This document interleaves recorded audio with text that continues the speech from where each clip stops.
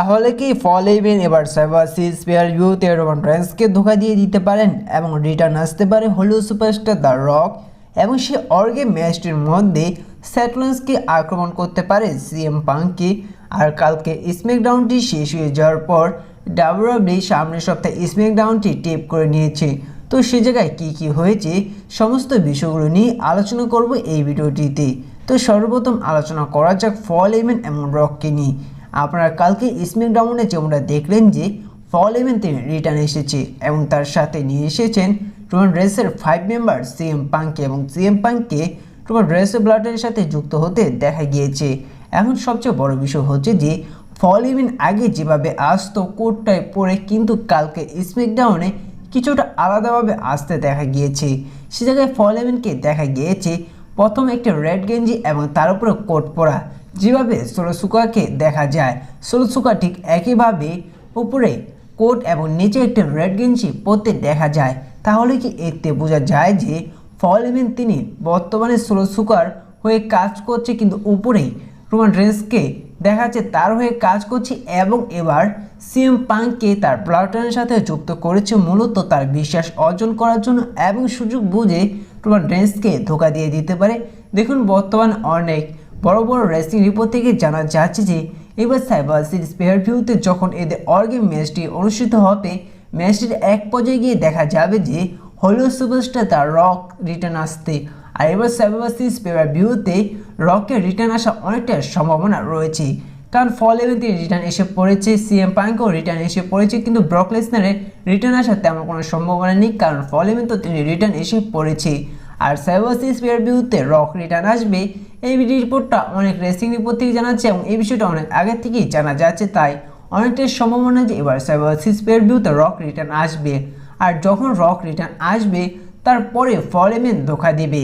সে জায়গায় দেখা যাবে যে যখন রক রিটার্ন আসবে রিটার্ন এসে প্রথমত রোমান রেন্সের ফেস টু ফেস হতে পারে, তারপর দেখা যেতে পারে যে ফল ইভেন্ট তিনিও রোমান রেন্সকে ধোকা দিয়ে দিয়েছেন রক। তারপর জানা যেতে পারে যে এতদিন রোমান রেন্সকে ধোকা দিয়ে এসেছেন ফল ইভেন্ট, আর ফল ইভেন্ট তিনি মূলত রকের সাথে যুক্ত হয়ে কাজ করেছে এবং এতদিন রকের হয়ে কাজ করেছেন সোলোসুকা। এই বিষয়টা ক্লিয়ারলিভাবে জানা যেতে পারে এবার সাইবার সিরিজ অর্গে ম্যাচে, এবং যার কারণে হয়তো রোমান রেন্সের পুরো ব্লাড লাইন হেরে যেতে পারে সোলোসুকা ব্লাড লাইন মেম্বারগুলোর কাছে। এখন কথা হচ্ছে যে আসলে কি এবার স্যাটলেন্স সে অর্গে ম্যাচটির মধ্যে সিএম পাঙ্ককে আক্রমণ করতে পারে।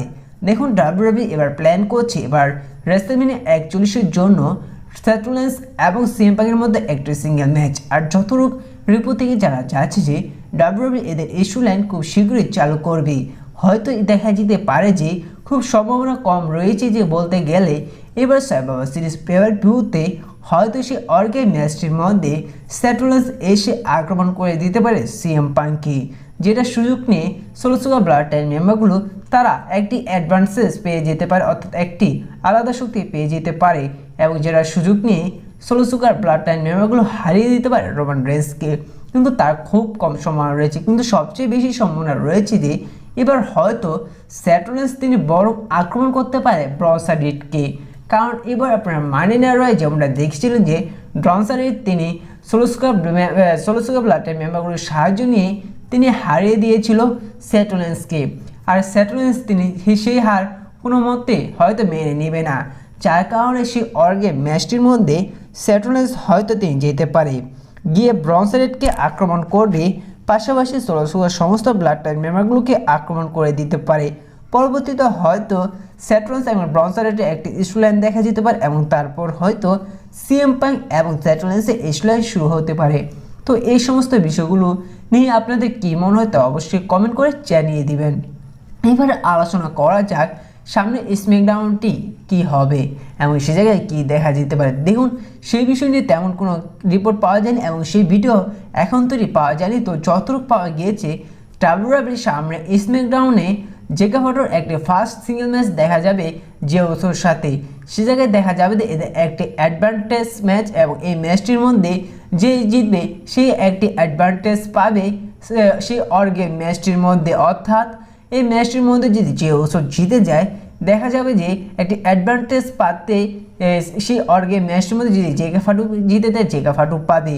তো এই ম্যাচটির মধ্যে দেখা গিয়েছে যে কোনো রেসলারের মধ্যে খুব ভালোই আক্রমণ দেখা গিয়েছে এবং দেখা গিয়েছে যে ভয়ঙ্কর আক্রমণ করেছে জেকা ফাটু, যে উসোকে অ্যানাউন্স টেবিলে ভয়ঙ্কর আক্রমণ করেছে এবং রিংয়ে নিয়েও ভয়ঙ্কর আক্রমণ করেছে এবং সেই ম্যাচটির মধ্যে জেকা ফাটু ভিক্টোরি নিয়ে নিয়েছে এবং সেই ম্যাচটির মধ্যে যে উসো হেরে গিয়েছে এবং সার্ভাইভার সিরিজে অর্গেম ম্যাচটির মধ্যে অ্যাডভান্টেজ পাবে সোলোসুকা ব্লাড লাইন মেম্বার। তো এই বিষয়ে আপনাদের কী মনে হয় তা অবশ্যই কমেন্ট করে জানিয়ে দিবেন।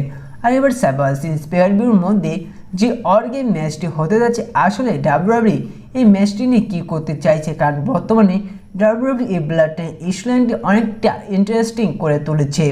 এবার আলোচনা করা যাক কোরস এবং কেভিন ওনেসের ম্যাচটি নিয়ে। তো এবার কি আসলেই দেখা যাবে সার্ভাইভার সিরিজ পেয়ার ভিউতে কোরস এবং কেভিন ওনেসের এই সিঙ্গেল ম্যাচটি? দেখুন বর্তমানে ডাব্লিউডাব্লিউ যেভাবে অর্গেম ম্যাচটি অনুষ্ঠিত করছে আর এই অর্গেম ম্যাচটি অনেক লম্বা সময় চলে যাবে, অপর দিকে ডাব্লিউডাব্লিউ ওমেন্সেরও একটা অর্গেম ম্যাচ অনুষ্ঠিত করবে যার কারণে অনেক সময় চলে যাবে, যার কারণে ডাব্লিউডাব্লিউ হয়তো এবার কেভিন ওনেস এবং কোরসের ম্যাচটি এবার সার্ভাইভার সিরিজ পেয়ার ভিউতে অনুষ্ঠিত না করতে পারে, যার কারণে অনেকটি সম্ভাবনা রয়েছে যে ডাব্লিউডাব্লিউ এবার কোরস এবং কেভিন ওনেসের ম্যাচটি স্যাটারডে নাইট মেইন ইভেন্টে সে জায়গায় করতে পারে আনডিসপিউটেড ইউনিভার্সাল চ্যাম্পিয়নশিপের জন্য। তো এই বিষয়ে আপনাদের কী মনে হয় তা অবশ্যই কমেন্ট করে জানিয়ে দেবেন। আর এই ভিডিওটা এ পর্যন্তই ছিল, দেখা হচ্ছে পরবর্তী ভিডিওতে নতুন কোনো আপডেট নিয়ে। তো ভিডিওটি ভালো লাগলে অবশ্যই একটি লাইক করে দেবেন আর এই ছোটো রেসলিং চ্যানেল নতুন হয়ে থাকলে চ্যানেলটি সাবস্ক্রাইব করে দেবেন। তো দেখা হচ্ছে সেই ভিডিওটিতে।